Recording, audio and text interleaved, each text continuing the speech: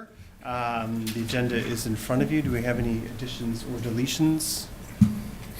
Nope. Hearing none, we will deem the agenda as approved. Are there any announcements from members of council before we dive into the ones that are on the agenda?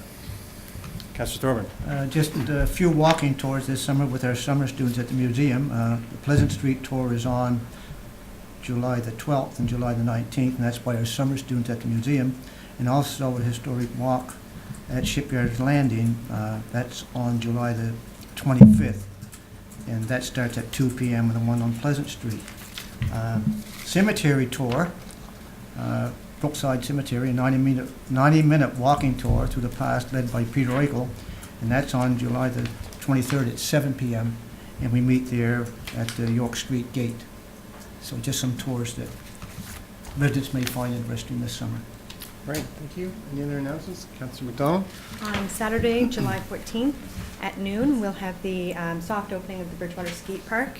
There'll be some music and some prizes, and it's great fun watching the kids on those ramps, the kids and the adults actually. There's a lot of talent and a lot of skill out there, so it should be fun to get out and watch them and celebrate a really great space in our community that's being incredibly well used already. So that's the 14th at noon. If it rains, it will be the next day, same time. Perfect, thank you. Councillor Thorburn, was there a yellow ribbon campaign? Yeah, I got a little note here, but I'm not sure what, I'll read some of it. Okay, perfect. It's not a lot, but this was requested by Dan Hennessy, the Honorary Colonel, and given permission. And the yellow ribbon is commonly seen as a symbol of support for our troops and to give us hope.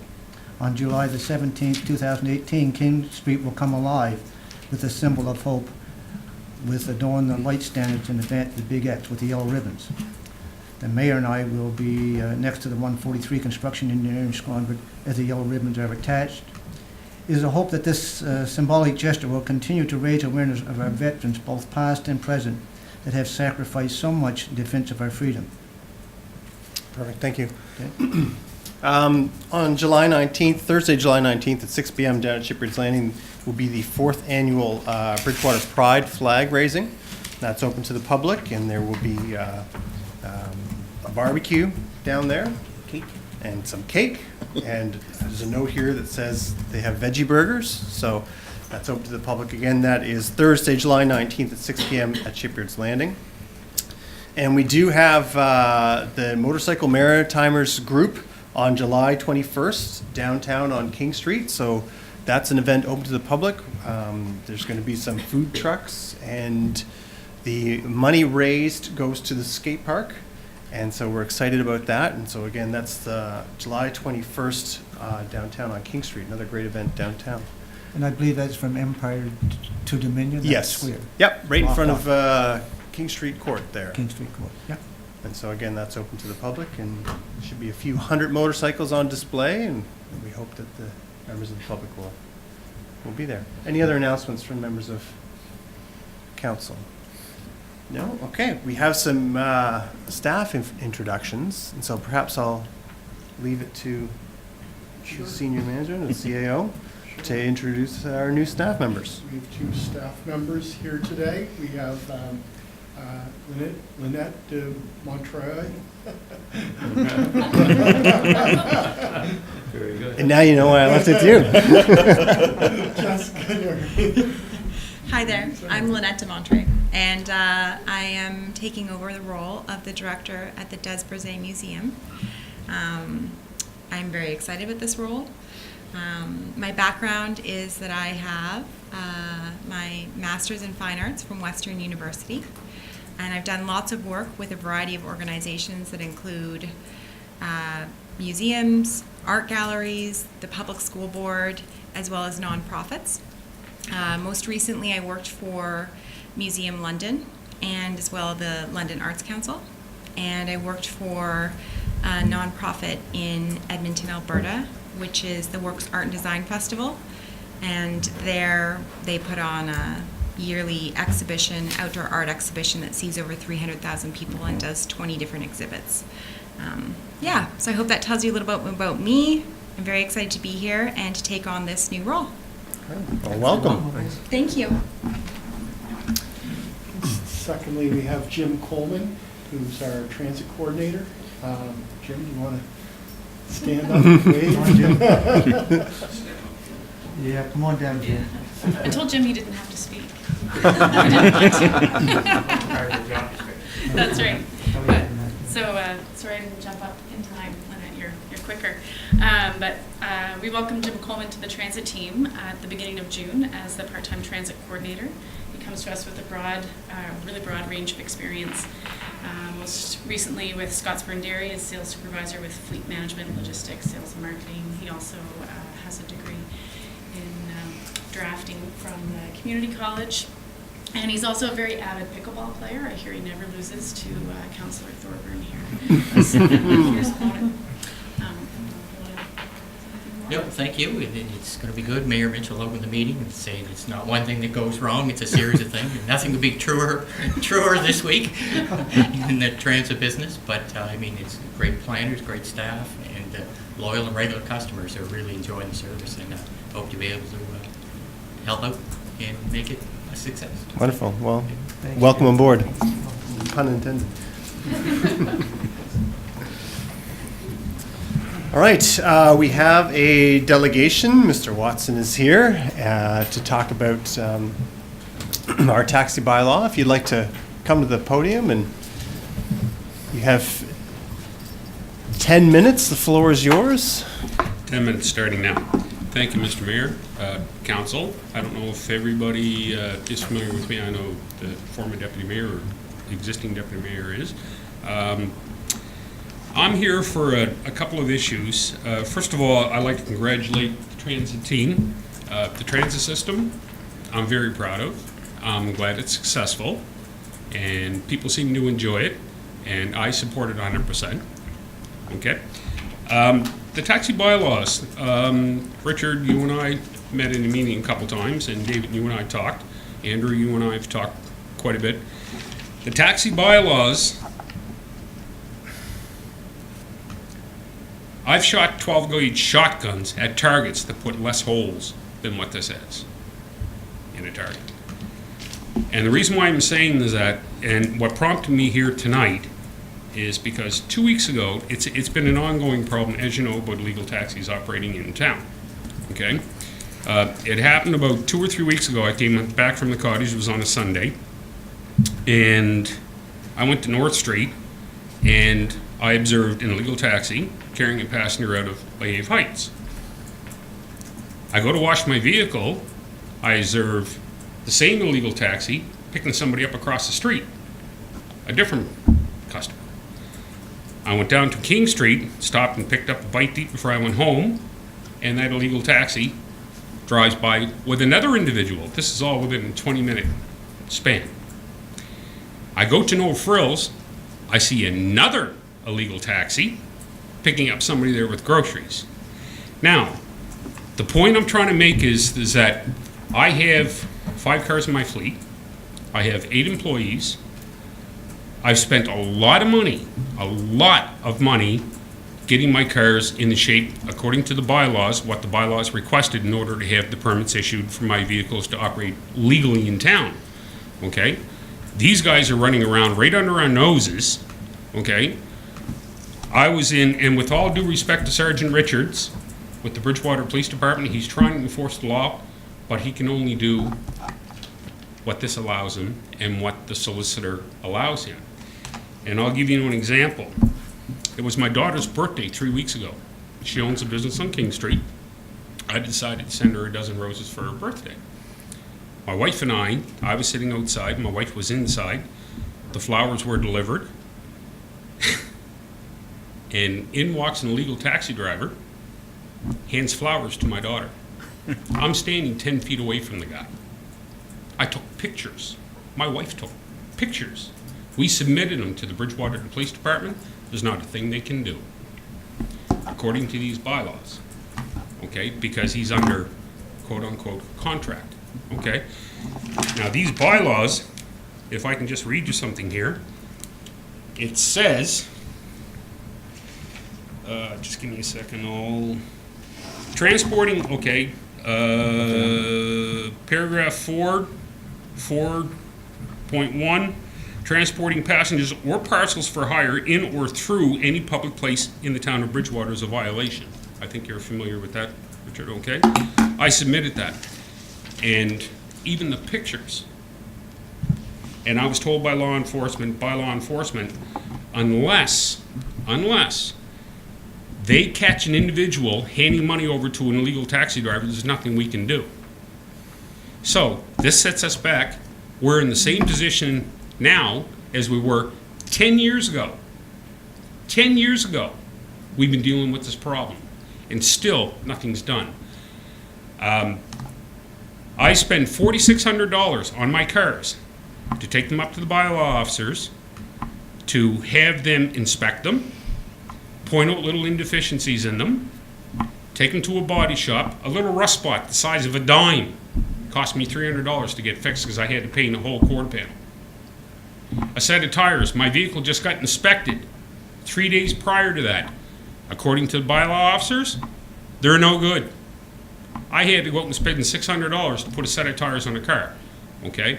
I am tired of forking out money to be covered under the protection of bylaw officers, okay, under the bylaws, and I'm sitting in Sergeant Richard's office talking to him, complaining about it, and I watch these illegal taxis drive right past his window,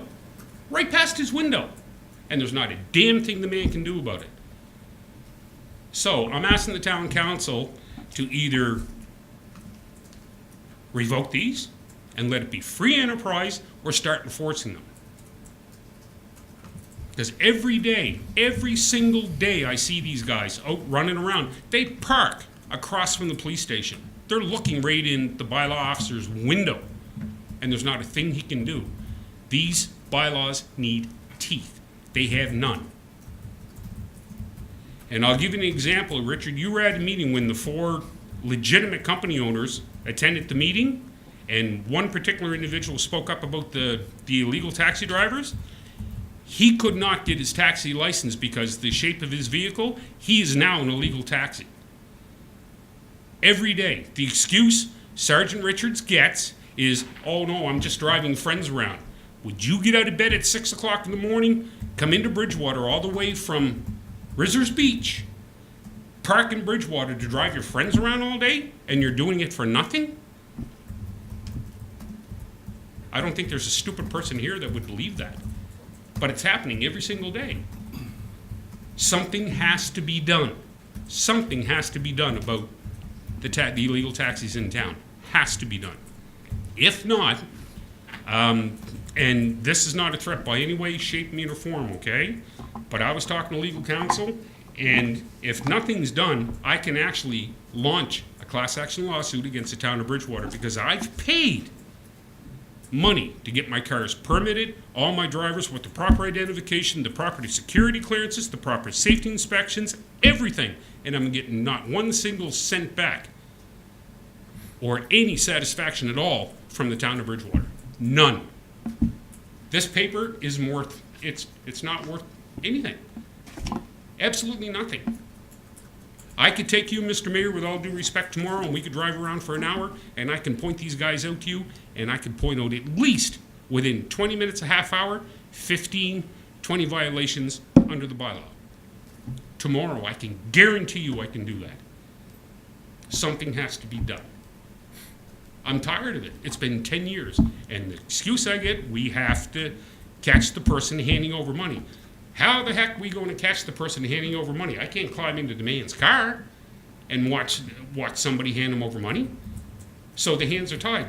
So these bylaws aren't what the paper they're written on, because we still get the same excuse from the bylaw officers every single time. I've got pictures of a man delivering my daughter flowers. What more do you want? It's got to stop. I hear you.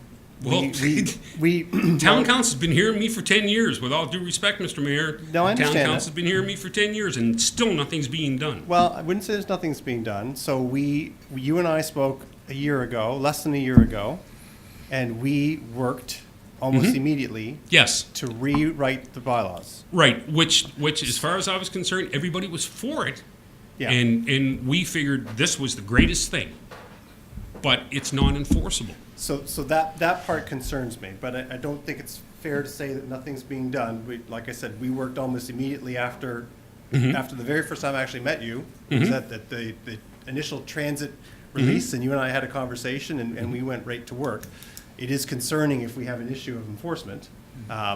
Obviously, we wouldn't write bylaws that were unenforceable, so we have to deal with that. And I'll defer to you in a moment if you have any comments to add. But I think our intention around the table, when redoing the bylaws, was to make sure that the playing field was fair for legitimate taxi cab companies that pay to keep their cars to a standard that keeps their customers safe, keeps the other people who use the road and pedestrians safe. Which is paramount. Which Yes, is what I you're agree. doing. Yes. And the other legitimate cab companies are doing. So I am a little disappointed if we have an issue with enforcement, but I'll defer to you with perhaps some comments. With all due respect to Sergeant Richards, and I'll make that very clear to council, he's doing what he can. Sergeant Richard works with me. He tries, and he goes to the solicitor. When I told him about this individual delivering flowers to my daughter, he told me he talked to the solicitor, and the solicitor said, well, he's doing a private contract for a certain business in Bridgewater, okay? But according to the bylaws, you have to have a taxi license to do that. So why aren't charges being laid? And this certain individual that delivered flowers to my daughter, when Sergeant Richards approached him and took his vehicle off the road due to safety concerns, by 4 o'clock that afternoon, he had another vehicle driving around. I mean, it's a free-for-all, I have to protect my employees. I have to protect my business, okay? My business, though it's not a big conglomerate, it's not a huge multi-million-dollar business, but I contribute a lot of money to the economy of Bridgewater. I spent $63,000 last year on fuel. $63,000 on fuel alone. That's not including my insurance, my repairs, my wages, nothing. And I'm getting nothing in return as far as protection from the town. I appreciate the town making an effort redoing the bylaws, which we all agreed with when we sat down at the meeting, Richard. You know that. I was there, and I agree with them, but apparently they're non-enforceable. Because these guys, you walk outside, he's probably parked up the street. So through the mayor to council, we received similar correspondence from another licensed taxi operator last week. Clearly, I'm going to follow up on the enforcement concerns. We have seen, I'll bring back to council some details. We have seen compliance in terms of there were examples of companies getting licensed, going through the safety checks, the records checks, and all of those things. Because the regulation of taxis is all about public safety. I need to investigate after hearing you and hearing the correspondence we received last week on this, where the enforcement problems are, and I can bring that back to council. So I'll bring that back for a further report fairly quickly. Councilor McDonald. And I know we've touched on this topic before. We had encouraged other municipalities to also create taxi bylaws. We weren't successful in that. Are there other approaches? Could we approach it from a regional standpoint where we're not going to a specific municipality? We're saying as a region, we want to make sure that those using taxis are safe and well taken care of. It's our responsibility as politicians to look after the safety of the people living in our communities. Are there other approaches? We tried one way. Are there other ways that we can try? Lumber has a similar taxi bylaw to ours, do they not? Yes, I'm not clear, and that's Yeah, one they of the do. enforcement. There's a gap in things the that I middle. need to look. Yeah. Yeah. But there is definitely unregulated. I mean, there's like things like Uber and Lyft and all of those things, and this is a challenge, definitely. So we will do some work and bring this back to council to decide going forward how we might be able to better regulate or enforce the taxi bylaw. Councilor McGinnis. Do these illegal cabs have a sign on the roof? No, sir. Okay. Secondly, did our town solicitor look at these bylaws beforehand? And he thought they were enforceable? She thought they were enforceable? Well, if she says they're enforceable, then why aren't they being enforced? Yeah. Well, that's the question we have to answer. Yeah. There's clearly a disconnect here. So someone's right and someone's wrong. Yeah. I have no dispute with somebody out there that's retired and wants to make a few extra bucks. I have no problem with that whatsoever. But it's got to be on the same level. We have to have the same playing field. You know, these guys, I don't mind these guys going out and doing their thing. You know, like I said when we were at the meeting, one of the legitimate owners at the time, he was the biggest complainer of illegal taxis. He is now an illegal taxi. And his excuse is, oh, he's just driving friends around. Well, I don't get up at 6 o'clock in the morning and drive all over Bridgewater back and forth from Hell's Creation for nothing. You know, the price of fuel now, you're going to be nuts. You know, but that's the excuse. And according to Sergeant Richard and according to the solicitor, unless we catch them handing over cash, well, it's the same excuse that I've been given 10 years ago. How do you do it? You know, what do we do? I had a picture, 10 pictures of a fellow handing over flowers to my daughter in her place of business. We're standing there. And yet, this is all you need. But no, that's not good enough. So we're going to get answers for you. Please. Those answers will come back to council, and through regular correspondence, someone will reach out to you to make sure that you also get an answer. Mm-hmm. I mean, you can watch town council on TV and get the answer if you want, but we'll make sure that you get correspondence. Please. The thing that I'll remind the public, because this is a televised council meeting, is this is public safety. If you're getting in a taxi cab that has not been safety inspected, Mm-hmm. you could be literally taking your life into your own hands. You do not know if that car has been properly safetied. Mm-hmm. You do not know if the driver has had a background check. You do not know what car you're getting into. And there's a reason why taxi cabs in the town of Bridgewater are licensed. Yes. So that an owner, operator, and drivers go through with the car all the checks. Mm-hmm. And so to save a couple of dollars, in my opinion, you are taking a huge gamble by calling an unregistered and, as you say, and very truthfully, an illegal cab. Exactly. Now, I had a, down at Sobeys, I was down a few weeks ago picking up some mulch in my van, and one of our regular customers comes out of Sobeys. I'm standing there loading mulch in my van. I said, hello, so-and-so. And she looks at me as if I had two heads, and along comes an illegal taxi. She gets in. The only reason why she took that illegal taxi, because he charges her $1 less. So it's frustrating. It's very frustrating, you know. The money that I shell out, which is my responsibility, you know, but I keep my car safe. It's my. I don't need bylaws to make me keep a car safe. I do it on my own. If I'm carrying children or anybody else, it's my responsibility to make sure my car is safe to transport them. And I have no problem spending money to do that. But these guys, you know, I mean, they're driving around with their mufflers hanging off. You know, you can read newspaper through the quarter panels, but yet they drive right by the police department's window every single day, a dozen times a day. It's very, very frustrating as a business owner. You know, I have faith in the bylaws, but these bylaws only affect legitimate owners. That's all they do. They affect the legitimate owners for the rules and the regulations that we have to follow, the money we have to spend to keep our cars in shape and up to spec, which I have no problem with. But they do not address illegal cabs. There's no teeth in this at all. And if the solicitor sanctioned this, she's got to find another job, because I could have done a better job than this. We'll get some answers for you. Please. Okay. Thank you. Thank you. Thank you. Are there any other members of the public that wish to come forward as a delegation? No? Hearing none?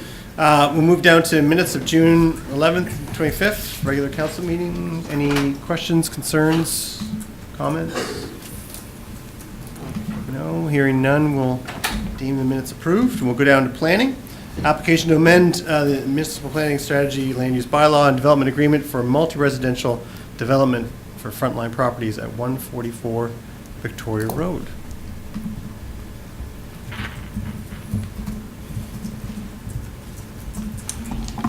Thank you, Mayor and Council.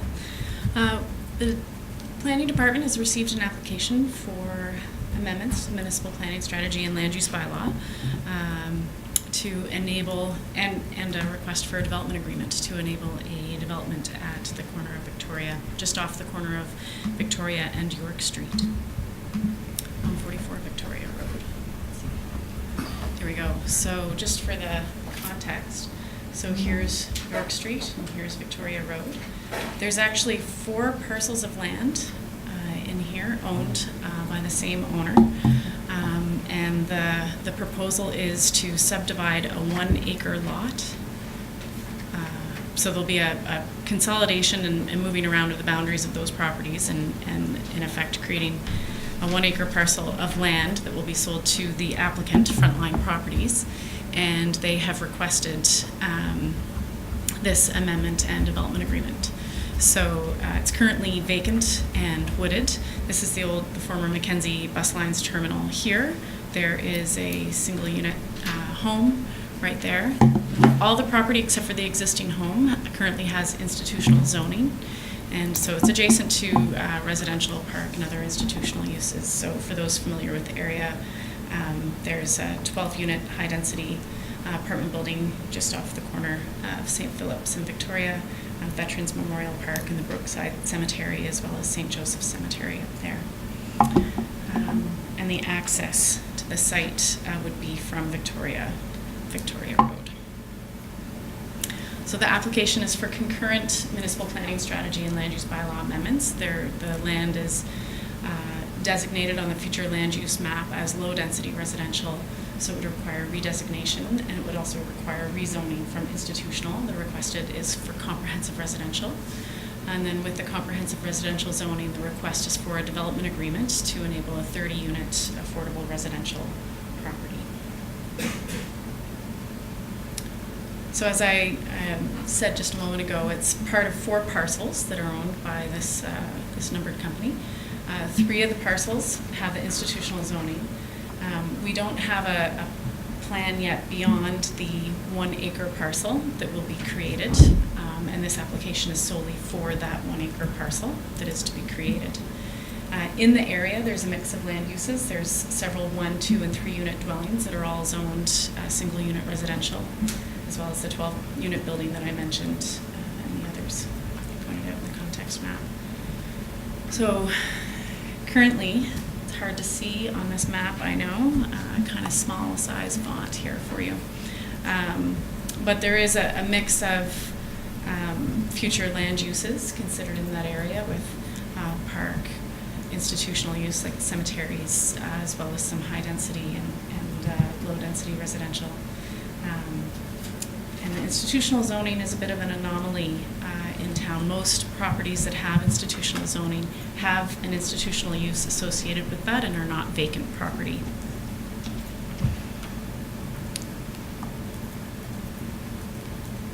So the proposal, as I said, was to subdivide this 1-acre parcel. So here, as you can see along the back, to redesignate and rezone that 1 acre to comprehensive residential. Comprehensive residential has a density, allowable density of 25 units per acre. But there's also a policy that would enable a bonus of an additional 20% of density if it's for affordable housing purposes. So that would enable 30 units on this 1 acre. The proposal, they have a confirmed agreement with Housing Nova Scotia for 30 units of affordable housing, which includes 10 of those units to be with rent supplements. So a third of them would have a rent supplement in addition to the affordable rents for 15 years. So just for a little bit more, the driveway is off Victoria Road, parking at the rear, so sort of adjacent to the cemetery and the high density. And the building then sort of faces over to York Street. The building footprint is about 8,350 square feet on 2 levels. So this is a elevation drawing sort of showing the front side. So the entrance is here. Again, it's kind of small up on the screen in front of you. Sort of trying to, it's 3 floors, 10 units per floor, with amenity space, shared space in the central area, and exterior access parking, bicycle parking even identified. So we're just at the very beginning of the process. We've just received the application. So this is just the preliminary report. We're suggesting a public participation meeting to take place on July 25th at 6 o'clock in the evening here in council chambers.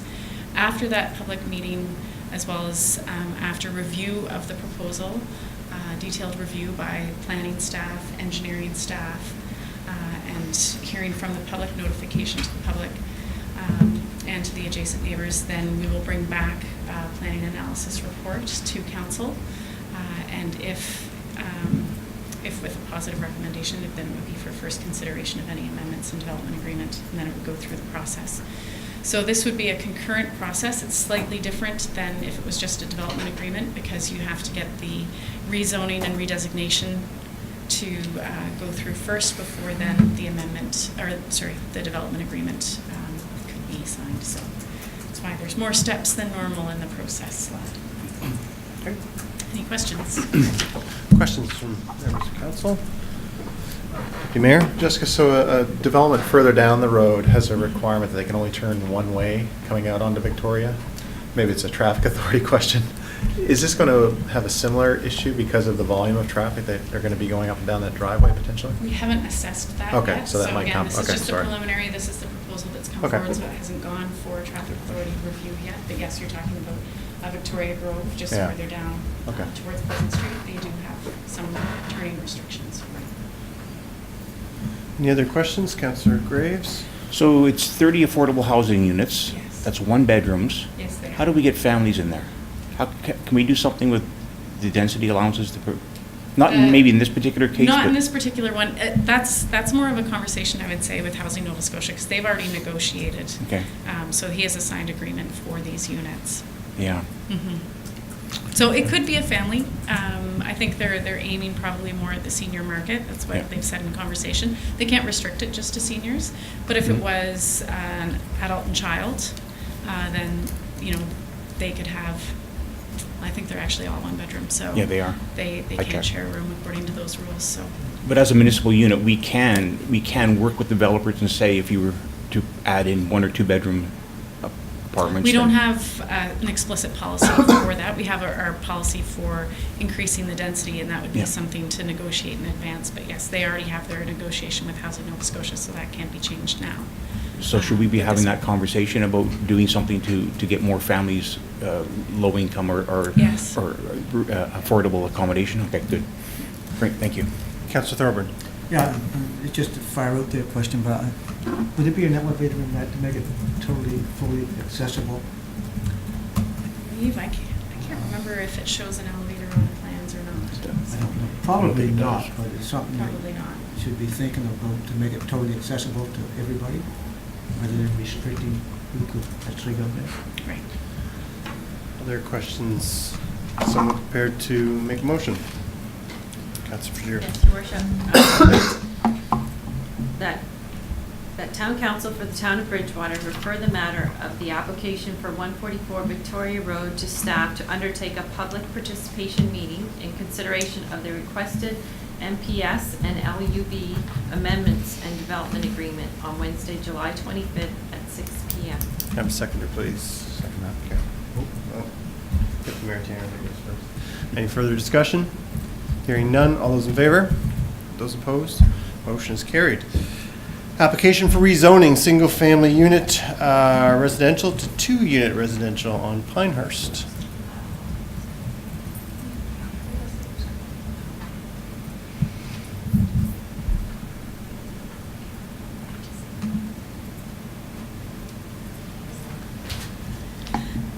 Thank you. So this is the preliminary presentation regarding 75 Pinehurst Avenue rezoning.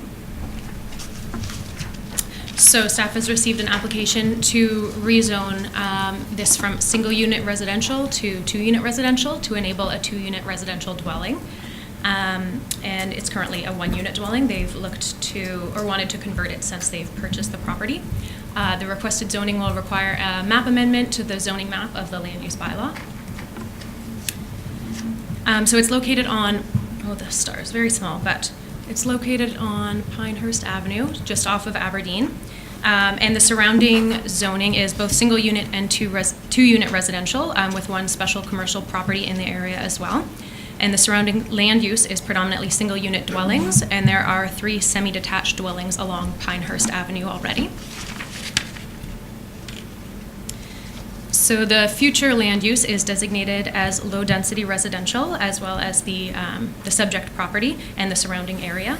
And as per the low-density residential designation in the MPS, rezoning from a single-unit residential to two-unit residential meets the intention of the MPS, as 2 units are considered low-density.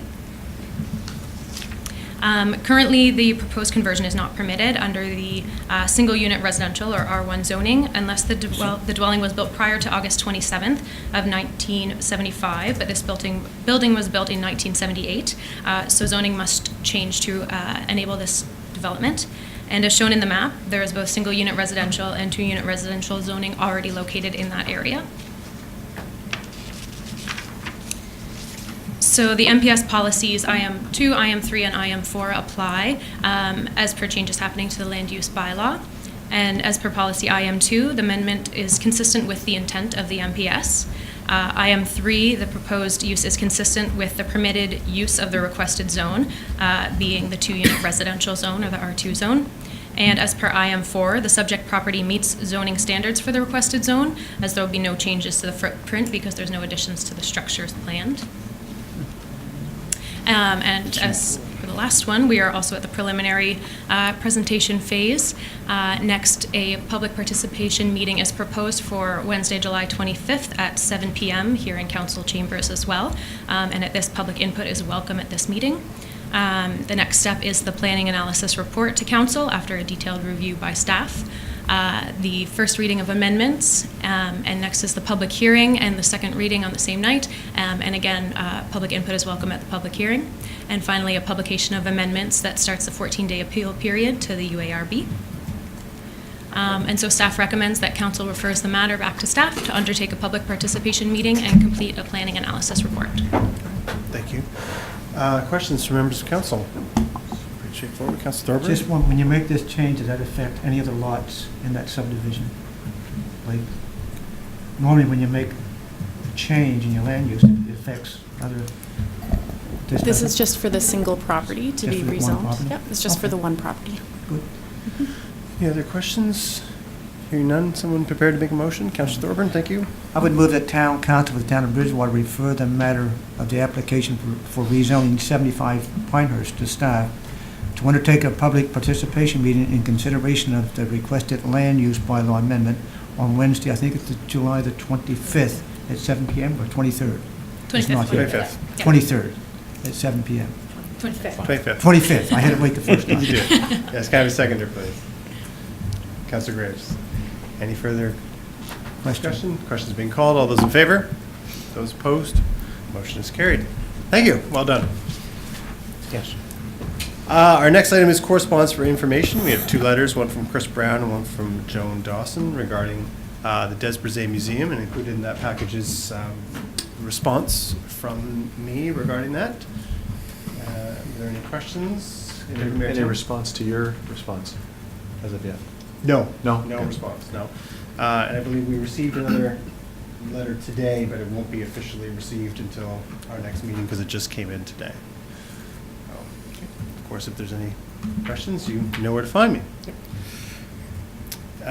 No correspondence for action. We have Bridgewater Transit update and transit pilot evaluation report under reports and recommendations. So Mackenzie's back up wearing a Guess I didn't really need to sit down. different hat. No. So, yes, an update on Bridgewater Transit. I'm just going to do an update on ridership, talk about the evaluation report that we received from Dalhousie University, some fare structure changes we're looking to implement, some summer expectations, an update on advertising, and our 1-year anniversary of Bridgewater Transit. So ridership has been increasing over the last couple of months. Recently, we've had many days that are over 100 passengers, with some surpassing 130 passengers a day. To date, we've had over 18,697 passengers on Bridgewater Transit. And I recently looked at the daily averages, both including and excluding Sundays, since we recently removed Sunday service. And Sunday had much lower ridership than the other days. So our daily average, including Sundays, is 63 passengers per day, but when you exclude Sundays, it is 73 passengers per day. We received the final report from the Dalhousie Masters of Planning group, the student group, in April, which evaluated the potential impacts of the service and provided some recommendations. The report helped to inform some changes I'm presenting next, and also the changes that were made to service on May 25th. So the reduction of service by that hour from Monday through Saturday and the removal of Sunday service. And so the evaluation research generally shows that our system, similarly to other small town transit systems, serves a small segment of the population, but has really large effects on this segment of the population. Promotes well-being and reduces social and physical isolation. It's expected to support the local economy, although this was outside of the scope of the study at this time. And it has mixed environmental impacts, which can change, though, based on the bus type, how many car trips are being replaced, and the increases in ridership. So the recommendations from this evaluation focused on amenities and accessibility, the fare structure, which I'm going to touch on, the schedule, the promotion of the service, which staff is planning to prioritize, and continuous evaluation of the service. So based on requests that we've heard from the evaluation, from citizens, and from council earlier in the pilot project, we're making some changes to the fares in the near future by refining some of our existing fare types. So the 30-ride pass has sold pretty well over the past few months, but we have decided to discontinue it and instead implement an unlimited monthly pass that follows the calendar months. So this has been a request we've heard many times, but weren't comfortable implementing that for only a 6-month pilot project. So this pass is going to allow people to take more trips throughout the month, and will especially help those who currently use this system multiple times a day. As our service doesn't require any transfers, and some people may not be able to afford paying fare multiple times a day, this might provide the opportunity for existing passengers to use the service more and might gain some new passengers as well. And the 10-ride pass is still going to be available for some less frequent trips, or also for those who find the monthly time frame a bit too restricting. So that the 10-ride pass still allows for the same discount as the 30-ride pass does. So if you purchased a 10-ride pass 3 times, it's the equivalent to the 30-ride pass, so we're not removing any of those options. And once the 30-ride pass is discontinued, those with the pass can still use it until all of the rides are done. They just won't be sold anymore. And the prices for the unlimited monthly passes have been set at an attractive price for the amount of times that they may be used by different people. The idea of providing booklets of single tickets actually came from multiple requests from different organizations who would like to provide tickets to their clients, but currently can't do that just because we can only take cash on the bus and they can't give out cash. So this could provide an opportunity also for those who can't currently afford to use the service. And what would happen is organizations could purchase booklets of 10 single tickets for the same price as the 10-ride pass, and they could distribute them how they see fit. And finally, a family rate has also been requested many times, and we would like to pilot it for the summer. It would cost $4 per ride, and a family does not actually have to be related, but it could be a group of up to 5 people, and that would include a maximum of 2 adults and a minimum of 1 adult. The cost of this provides a discounted rate to different combinations of adults and youth, except for 1 adult and 1 child, who could simply pay $3.50 versus $4 for individual tickets. And another request we've heard from passengers and others is for the bus to travel past Shipyard's Landing.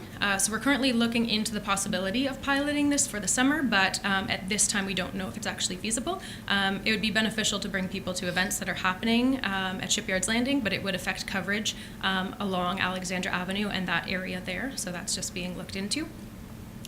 And operations have been the priority for transit in the past few months, but promotion will be once again prioritized over the summer and closer to the time when school is starting up again. Groups have still been using the bus, such as the daycares, and the Bridgewater Town Day Camps have actually begun to use it to travel around town each week and will continue to use it for the summer. There's also going to be a slight route detour for the South Shore exhibition from, I believe, July 23rd to 28th. It's a bit hard to see on this map, but it's just at the bottom in the orange. So Exhibition Drive will be closed to traffic coming from Jubilee, so we'll have to detour, continue on Jubilee and go down High, and it would meet up again at Gateway Plaza. So this would be a flaggable area, but there would not be any service once the bus exits the town boundary where it's cut off at the map there.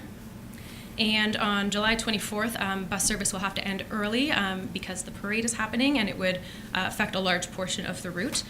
So the last run will leave at 4 p.m. from the LCLC and finish just before 5.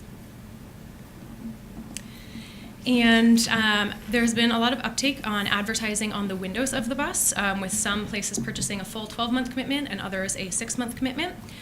So advertising revenue has surpassed the 2018-2019 budget, and there is still opportunity for people to advertise in the bus, so on the inside along the bottom of the luggage racks, and also there's opportunity on the backs of the passes.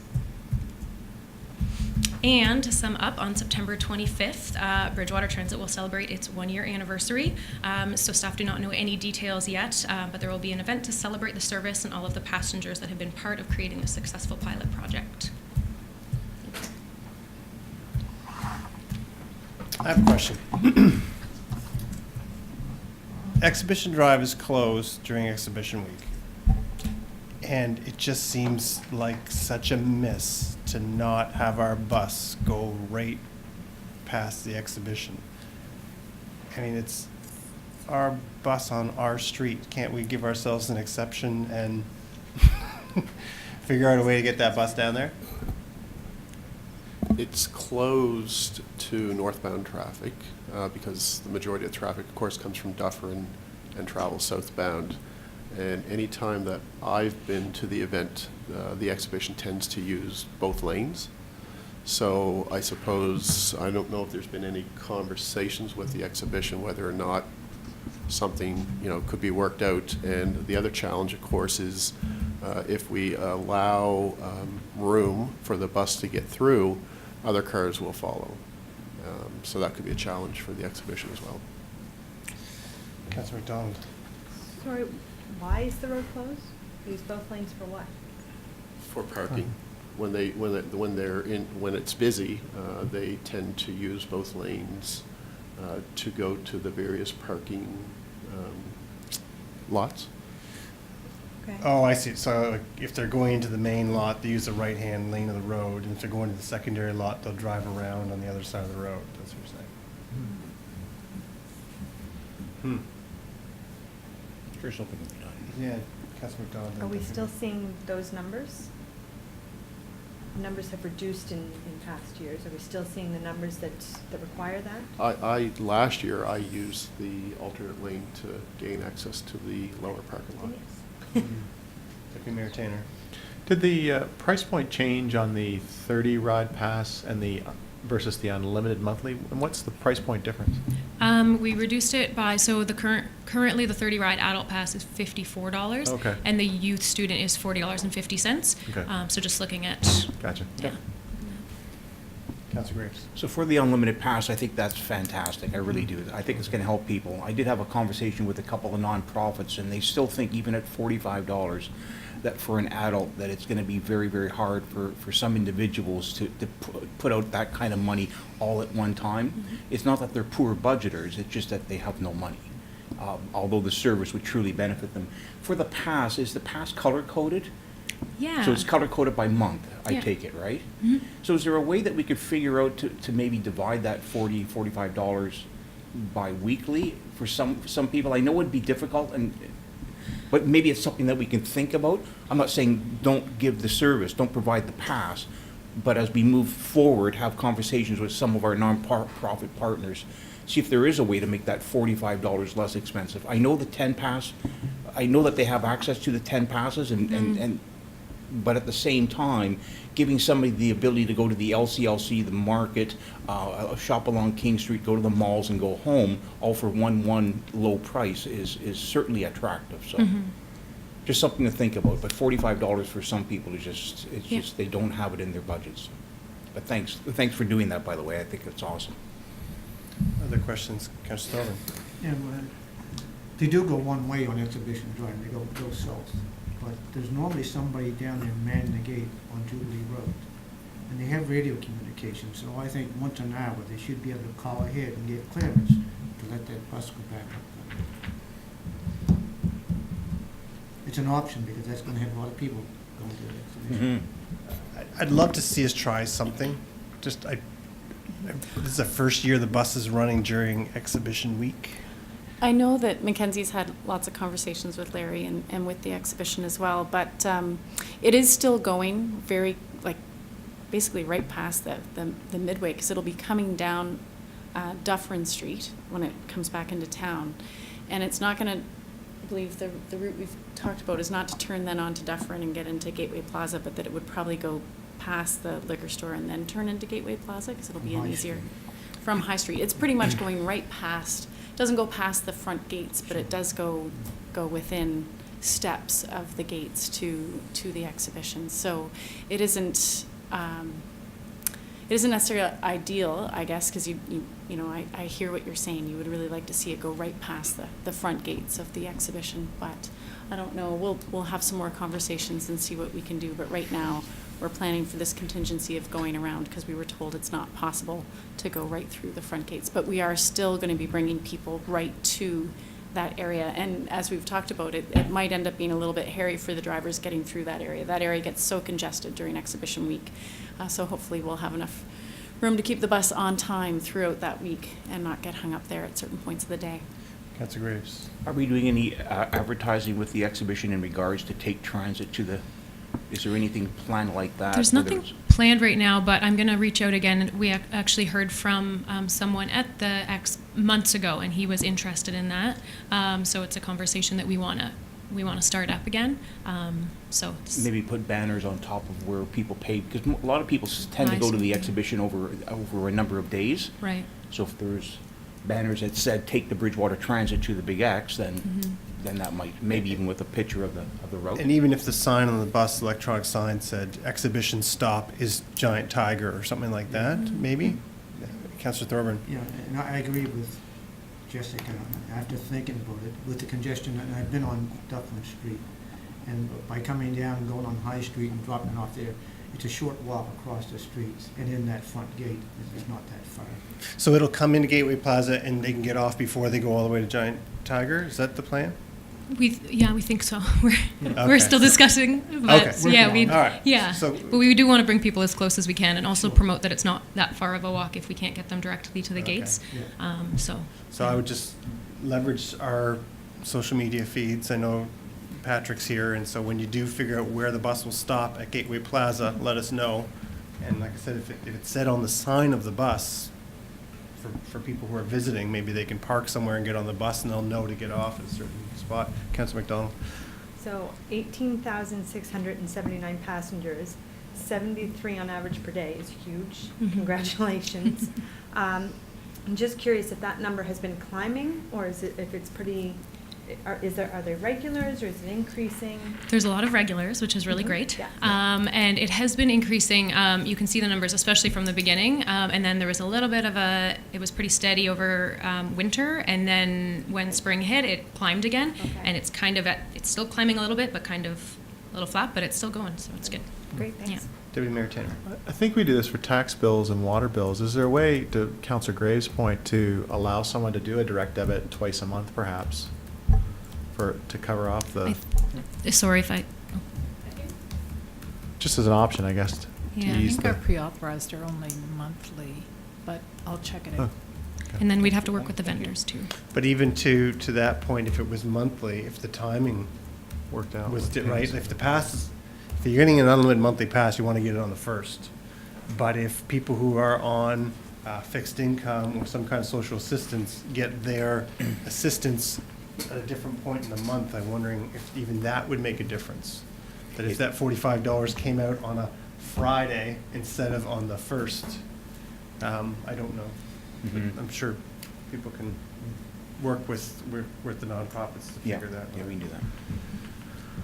Councillor Thorburn. Just one more question, and the first one I had marked down. It's got nothing to do with what you're talking about.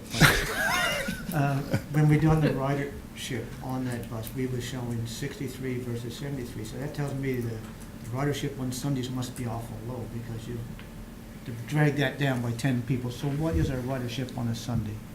Well, we don't have the service anymore on Sundays, but it Oh. was, we ended that on May 25th. Yeah. But it was only 20-something usually, whereas other days are up to 100, so it really had a drastic, Okay, difference. no, good, thanks. Yeah. Councillor Graves. So just in regards to the monthly pass, is it a photo pass? Is there a name put on that pass? Is it possibly it's transferable? Yeah, how we have it planned is that it's not specific to the person. It doesn't have their photo or anything. They can write their name on it if they want. I know people have done that with the 10 ride passes. Okay. But it is calendar month, although you'd be able to purchase it before the 1st, so there'd be that kind of window. And then, it'd be color-coded for the month, and, it's very similar to the 30 ride pass or the Yeah. 10 ride pass. Okay, thank you. Any other questions? Councillor McDonald. So unlimited could mean my household has unlimited rides for the month? Yeah.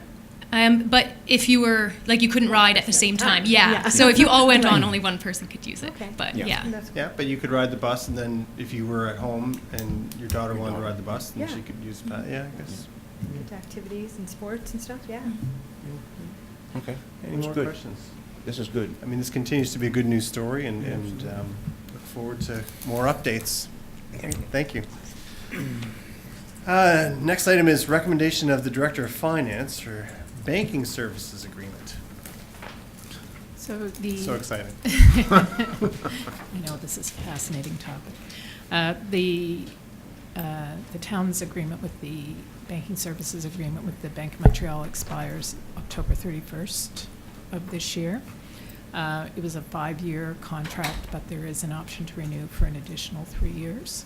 And staff are suggesting that we would want to do that, given that we are not paying any fees at this point, and our interest rates are competitive with other towns. I've checked around.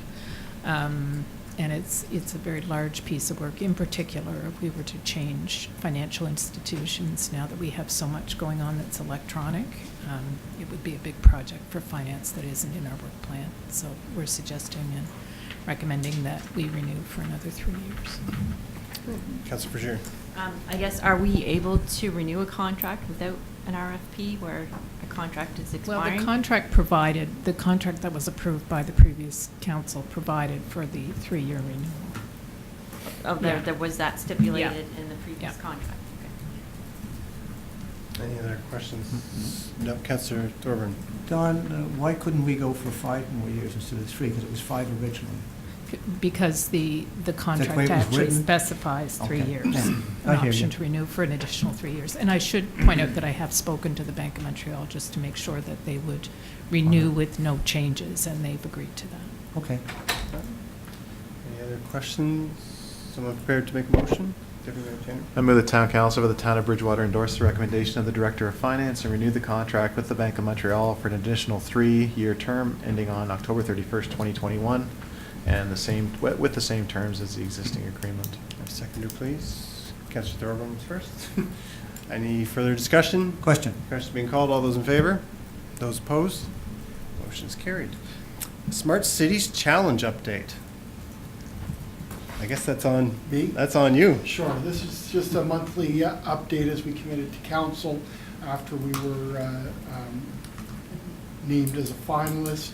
So a couple of major items, mostly we're building our team and approach to our submission, which we expect that we're going to need to have completed by the end of the calendar year for submission early 2019. We're waiting for the guide from Industry Infrastructure Canada for the specifics on how our submission would go. We've been out to market with a request for information for organizations that would like to offer different solutions for us to consider. and building our team. So we'll continue along with these monthly updates as we progress. Councillor Graves? How's the request for information going?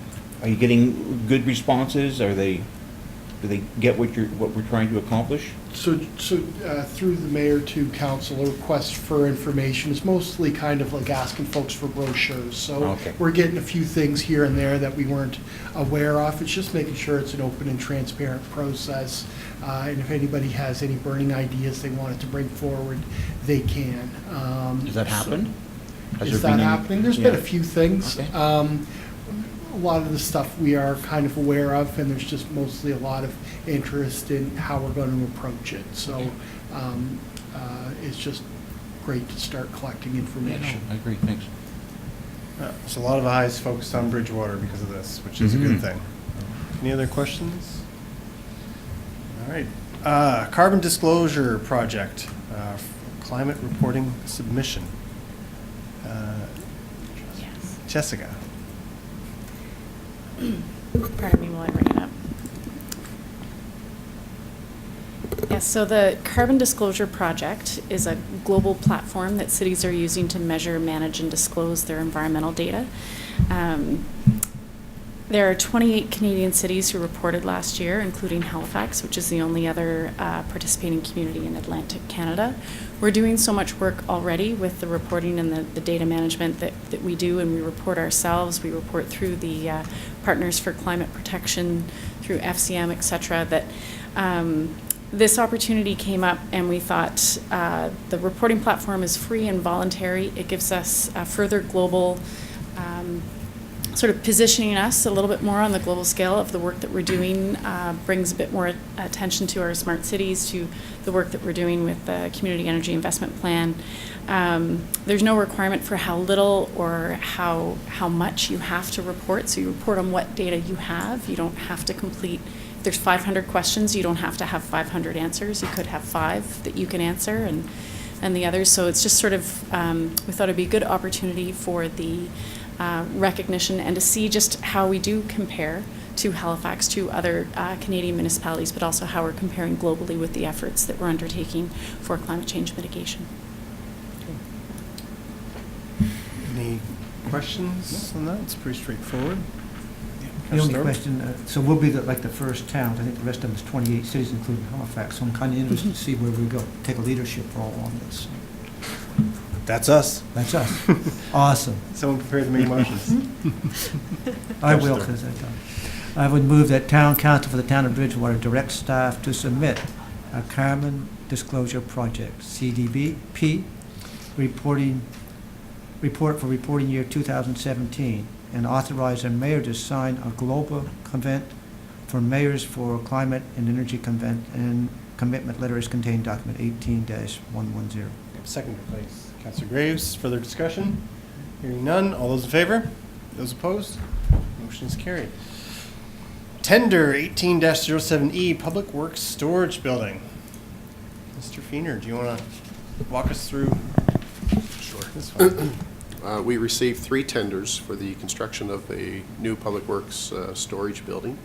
The approved budget is $180,000. The low tender was submitted by Parsons ICF Construction, and staff are recommending that the tender be awarded to Parsons ICF Construction at a cost of $180,189.09 net HST. It's pretty straightforward, but any questions, comments? Deputy Mayor Tanner? What size building is this, Larry? It's about 40 by 60. Okay. And you didn't feel that more containers or new containers would sort of fill in the gap while we perhaps strategize for a much bigger facility? Part of the problem are the containers and Right. the fact that they're deteriorated. But I'm talking new ones that we could lease short-term or on. This would be a permanent structure. Yeah. We do have plans, future plans for Public Works expansion, one being this year. We need this building up first before we can actually expand to the Public Works facility. There's the way the Public Works facility is set up, there's only two possible opportunities to expand. But we're also, we've also purchased some property to make that property larger for future services that we want to put on that property. So I guess just to Andrew's point, in regards to, there's a public service garage, there's a Parks and Rec garage, there's possibly a transit garage, and there is no way that all three can be combined using one power source as an example, or one heating source, or, do you know what I mean? There's always the option of a single new facility. Cost would be in the multi-million dollar range. But the if issue there's three projects that total in the multi-millions, and they're all independent of one another and not using common space like heat or power. I guess that's potentially a decision by council about how they want to budget for future services. We currently have a public works facility that, with two small expansions, one being now, we don't anticipate the other one to be anytime in the near future. I say near, within potentially a couple of years. It really depends whether we want to do more in-house mechanical repairs or not. But as far as the parks goes, it's another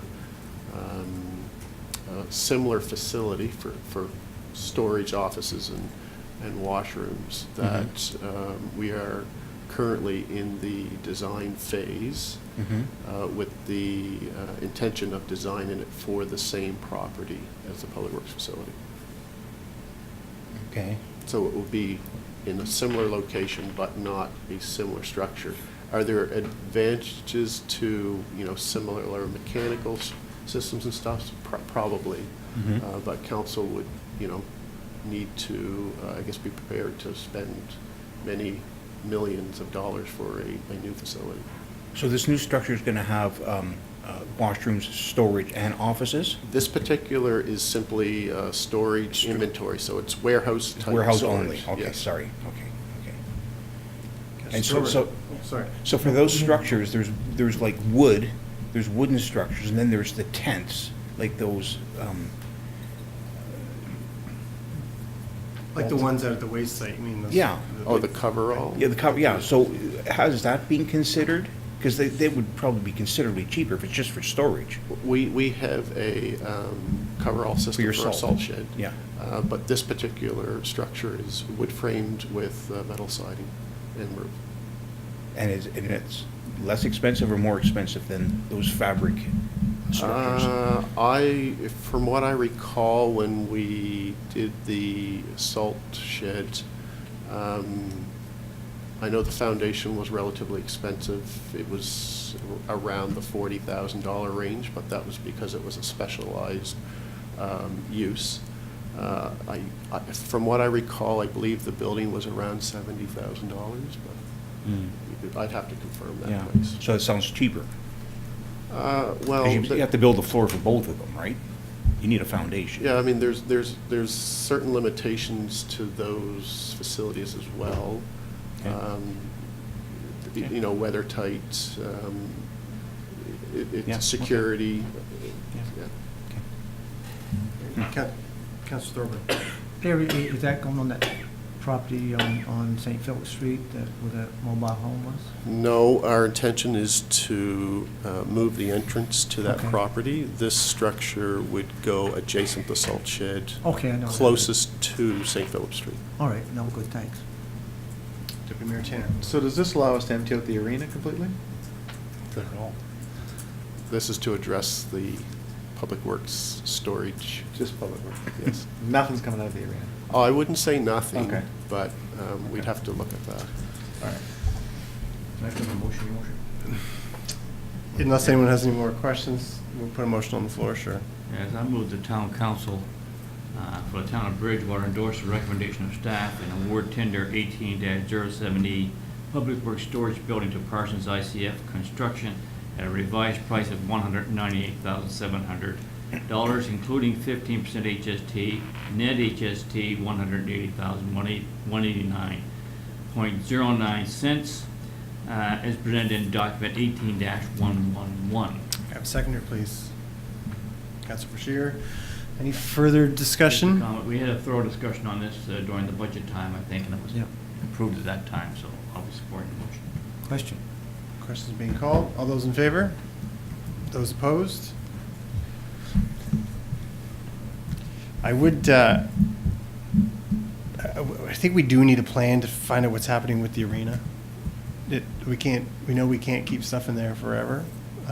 Is there an anticipated time where we'll get a plan to either wean ourselves off of that arena or pump some money into that and figure out what kind of use we're going to have for that? I've got to go back to, we've talked about this, I think, twice, and I'm trying to remember what the next pickup was on the arena property. Because we talked about the development potential, and we talked about, I'm trying to recall where we left that file. Do you recall? With regards to the parks operation, this year council approved the design of a facility to operate parks out of. But with regards to the arena, there's some interest in redevelopment recently. Our understanding is they're coming back to us with a bit of a proposal and the intention of coming to council as well. We have not heard about timing on that. Okay, so let's just use a little scenario. We'll have some role playing here. Someone walks into council and makes a very attractive proposal to council to redevelop the arena property. And we're over the moon excited about that potential, and we say, let's go ahead. Now what are you going to do? We'd ask council to fast track the budget. This year, is design of the parks facility. I believe it's next year, and I may be mistaken, it might be the year after. In the capital budget, there is cost for a new parks operation facility, construction of a new facility. Okay. Cool. I mean, great problem to have if someone walks in with a great proposal, but, the way things seem to be happening in Bridgewater, it's not completely out of the realm of the possibility to have someone walk in with a proposal to redevelop that arena space. Got a lot of buildings going up around town, so I guess nice problem to have. Policy 89, fees, addition of transit fares. So that's pretty straightforward. We don't have our transit fees in there. We've made some changes here. Someone prepared to make that motion? Councilor Bridger. Yes, Your Worship, that Town Council for the Town of Bridgewater approved the revised Policy 89 fees to include transit fares as presented in document 18-112, effective immediately. Have a seconder, please. Mayor Tanner, and just for the public's information, those fares are single ride adult or seniors $2, single ride youth student is $1.50, 10 ride adult pass for adult or senior is $18, 10 ride pass for youth or student is $13.50, and as we saw in the presentation that Mackenzie did, the unlimited monthly pass for adults and seniors is $45, and for youth and student is $30. So that is what is captured in that document. Any discussion on that? All those in favor? Those opposed? Motion is carried. Thank you. Appointment of development officers. And probably worth an explanation on what this means in terms of appointment of development officers so that people don't think Fair we're enough. hiring a whole bunch of people. No, this has nothing to do with hiring any new staff. This has to do with the Municipal Government Act and who is allowed to issue development permits under the Act. And so Section 243, subsection 1 of the Municipal Government Act requires that a municipality shall appoint development officer to administer the town's land use bylaw and subdivision bylaw. We also have other bylaws like the vending bylaw and sidewalk cafe bylaw that also refer to the development officer as being the one who can issue those permits. So Nick Brown has been serving as our development officer for the past 12 years, and nothing is changing with that, just to make that fully clear. But so right now, he is the only one in the department who is capable of issuing a permit. We can take applications, but we may not issue a permit, because only the development officer appointed by council under the MGA may do that. Furthermore, Section 245 of the Municipal Government Act sets time limits. So if Nick wanted to go on parental leave or go away for longer than 14 business days, no one else would be able to issue a permit. And we see that as a succession planning risk, and would like to mitigate that risk by appointing both myself and Mackenzie Childs as development officers under the Act, but making it very clear that we have one employee as a development officer, and that is Nick Brown. So in the event of any kind of disagreement, his interpretation prevails. He is the development officer on staff. Any questions? No? I assume there's no budget impact? There is no budget impact, No bonus money or anything, no? Okay. if only. They'll get a commission if they issue a bunch of permits. Is someone prepared to make a motion?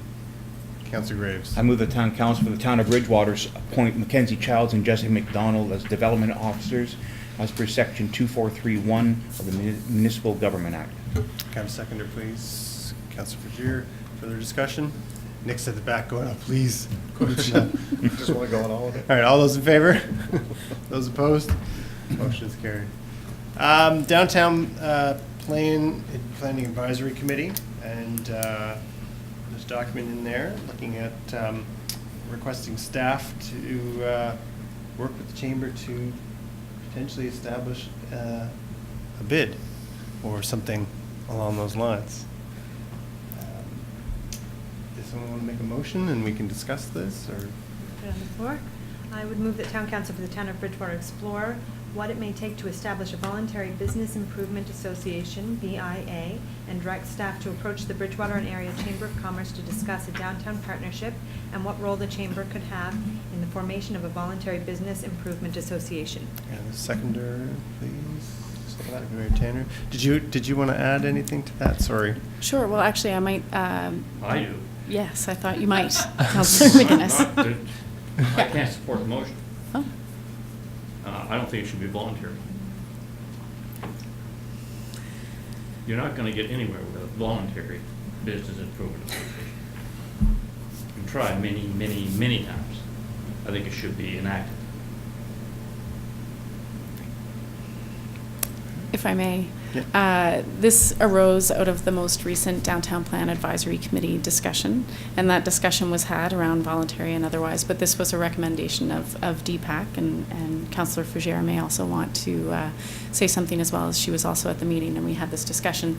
But we had quite a lengthy and varied discussion around what it may take around the past failed attempt at establishing a business improvement district, at sort of the changing climate happening in the downtown with the winding down of town Town center, right. Town center with the facade program not having the uptake that we had quite hoped for, with a variety of different things. And at that meeting, we asked the chamber representative who's on that committee if they would be willing to have some discussions with the chamber around its membership and how active it is in the downtown. So we thought it best to bring it to council, to get direction from council to have that type of conversation with the chamber, and to explore what it may take to try to see if there has been a change in the will on King Street around a business improvement association. It really came on the heels of Nick Brown attended the Downtown's Atlantic Conference, and he came to the DPAC meeting to report back on the various things that he learned about and was exposed to at that conference.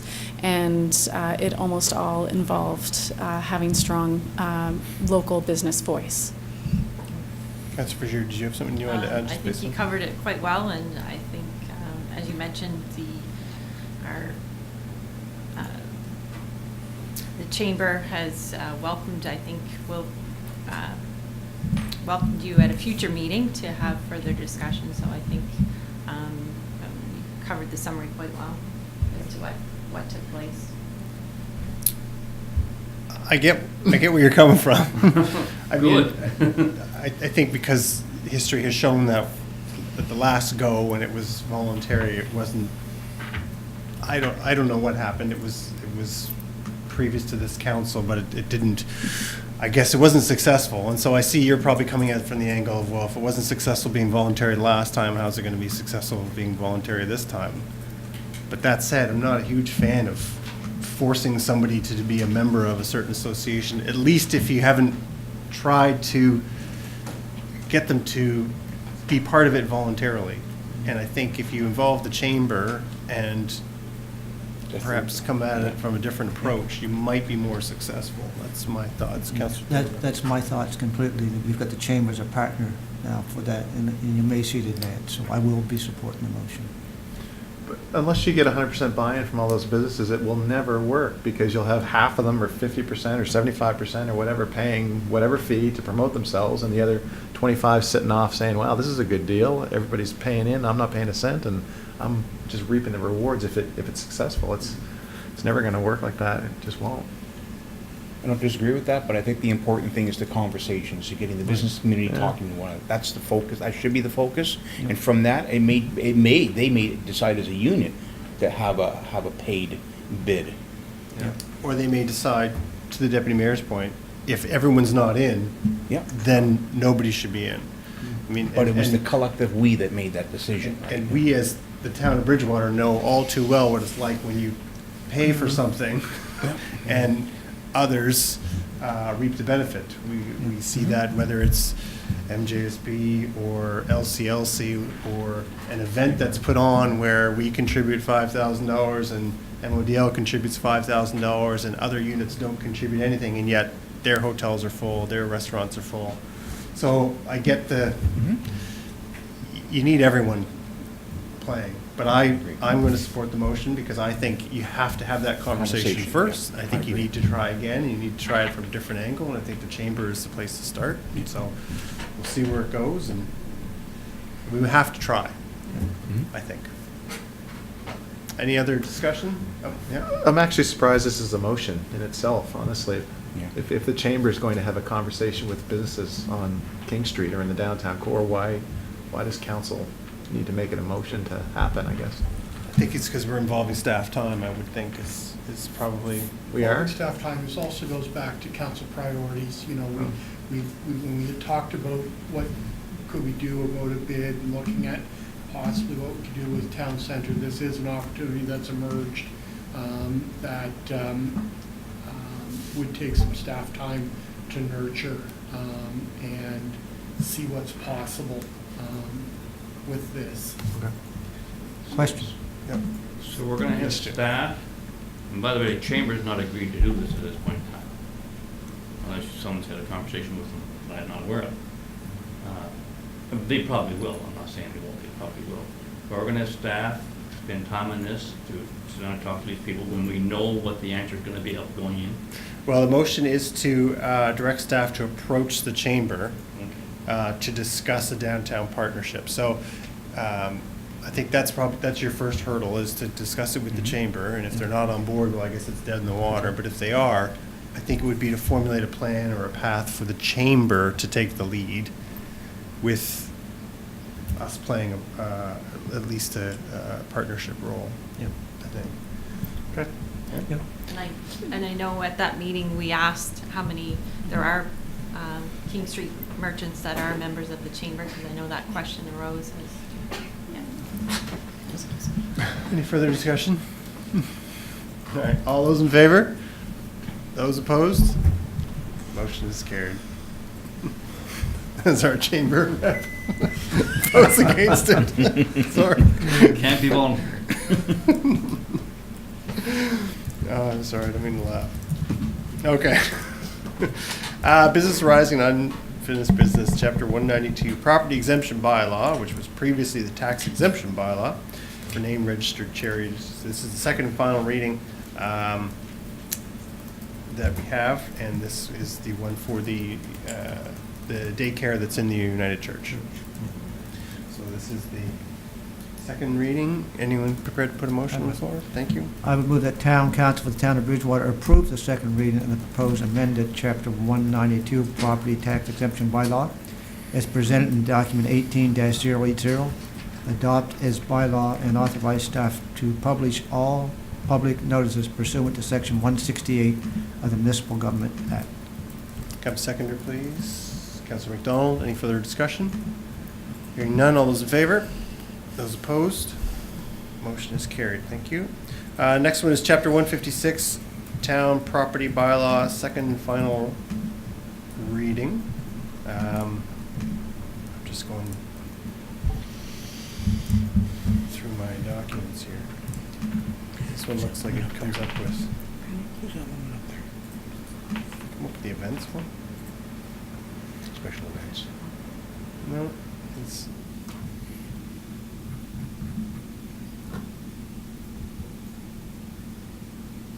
When I click on it, it comes up with special events, even though it's town property bylaw amendments proposed. This is the special events bylaw comes under. No, it is the town property bylaw, but there are a couple things that are being changed, designating an event as a special event. Someone has to have the authority. And something else. Okay. Making it All right. work with the vending bylaw. Right, because right now it's special events is the Director of Park Recreation and Culture. Correct. Who would deem it a special event. We don't have that position anymore, so the motion is to change that. That document reflects that the CAO would be the one to deem an event a special event. Is someone prepared to make that motion? Councillor Graves, I thank move you. that Town Council for the Town of Bridgewater approve the second reading of the proposed amended Chapter 156 Town Property Bylaw as presented in document 18-092, adopt as bylaw and authorize staff to publish all public notices pursuant to Section 168 of the Municipal Government Act. Thank you. Can I have a seconder, please? Councillor McDonald. Any further discussion? Hearing none. All those in favor? Those opposed? Motion is carried. Next is Chapter 197, Vending Bylaw, second and final reading. And so this is adding 3 locations, Bigenuiska Park, King Street Court, and Riverside Park. So look in this, and again, this is second and final reading, so not anything really new in there. Any discussion on that before we, you look like you have. Well, so has this, as an example, this bylaw gone by the police services to make sure it's enforceable? If someone starts vending outside of one of these areas, is it enforceable or not? So through the mayor to council, this is how we issue permits. So I just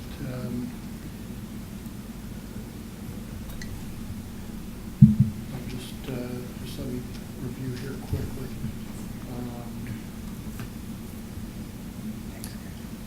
Yeah, I'm not sure, Nick, if you can come down and speak to the enforcement of these and if you've discussed this with bylaw. No problem. So vending bylaw, like the land use bylaw, is administered by the development officer. So enforcement comes through our office.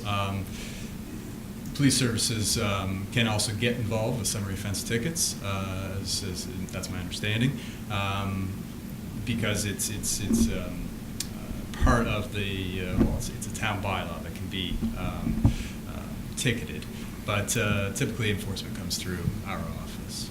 But if I may, I'm going to be cute here, but does it mean that someone has to see an exchange of cash in order to ticket them? If they're vending in the wrong location? We heard very clearly tonight that, there's visual proof of taxis and so on that aren't licensed going through the town and transporting people. And are we going to get in the same situation with some temporary vending, unit that's located somewhere vending, and while they close up shop and the police come by and then they open it up when they're gone again, It's a good question. If we did get to the point where we are in front of the courts, some evidence would need to be produced, and whether that's photo evidence or whether that would be sufficient enough to lay charges, it's hard to say. But it sounds like we can never get there, right? I mean, with the taxi bylaw as an example, we can't get to the courts because police are saying, well, we need to see it in action. We need to see the cash exchange. We haven't had that same problem with the land use bylaw. Not yet. to date. Yes. Anyway, I'm just being cute, but I would hope that the difference would be that we all tend to drive people around versus a food truck. If a food truck is stopped and open, it would be deemed to be doing business, I would think. You know what I mean? I get what you're saying, but taxi door is open. but so is your truck. Yeah, well, fair enough. I'm hoping, like Councilor McDonald. So if I'm a vendor and I get permission from a private property owner to set up shop, I can do business on any private property. Is that correct, or are there protections against that? Then it would relate back to the zoning. Okay. So if that private property is a commercial zone and you are a food vendor, then yes, you could be, we call you a restaurant. But it depends on the zoning for the particular property. So retail sales, where retail sales are permitted in those zones, a vendor could set up, whether they're temporary or permanent. Okay. Any other questions? Someone prepared to make a motion? Councilor Thorburn? I would move that Town Council, Town of Bridgewater approve the second reading of the proposed amended Chapter 197 vending bylaw as presented in document 18-094, adopt as bylaw and authorize staff to publish all public notices pursuant to Section 168 of the Municipal Government Act. Thank you. Can I have a seconder, please? Councilor McDonald. Any further Sorry to discussion? repeat that. Hearing none, all those in favor? Those opposed? Motion is carried. Thank you, Mr. Brown. And our last item is the Municipal Joint Service Board Agreement. I know that you've all been eagerly waiting for this one for the last 10 months. 10 months. 10 months. A year and 10 Well, months. it's a year and 10 months, isn't Yeah. it? You see, it's been so long, I forgot when we actually I originally. forget what it's all about. Yeah. Oh, my gosh. Yeah, it's been a while. But anyway, I'll probably stop talking now before I get myself in trouble. Is someone prepared to? Yes, I'll make a motion, Thank Your you. Worship. I move the Town Council of the Town of Bridgewater approve the proposed revisions to the Municipal Joint Service Board Agreement as presented in document 16-2071 and authorize execution of same. Second that. Any discussion? The only Question. comment, it's the parameters under which a shared service can be initiated under the Joint Service Board. Two of the three parties with a majority of 51%, I believe. Yeah, because if we recall, one of the changes that we didn't like was that all parties had to agree to even begin the process of reviewing a service. And so that ran the risk of us never, ever reviewing another service under the MJSB, which obviously defeats the purpose. So appreciate the other partners agreeing to that change after a year and 10 months. But the changes are here, and so I'll just ask if there's no more discussion. Questions being called. All those in favor? Those opposed? Motion is carried. Thank you. That's great. Did everyone else pass that? Do we know? Yes. They're all done? Yes. All right. Seriously? That's real. Good. Okay. Now we gotta pick something. No, I'm just kidding. Okay, we have an in-camera meeting after, and if nothing else to add in the agenda, motion to adjourn. So Councilor moved. Thorburn, Councilor Frazier, we are adjourned.